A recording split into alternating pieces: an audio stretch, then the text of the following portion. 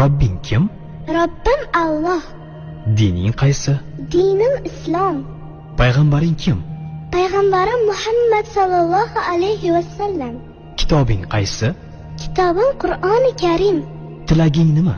Tilagim iymon. Qiblang qaysi? Qiblam Kabatulloh.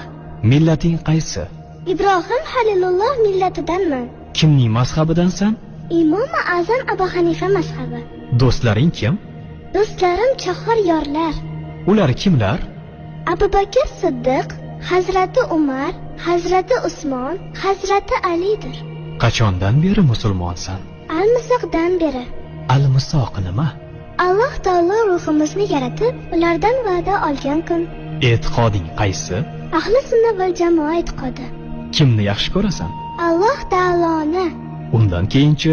Payg'ambarimiz Muhammad alayhissalomni. Undan keyinchi?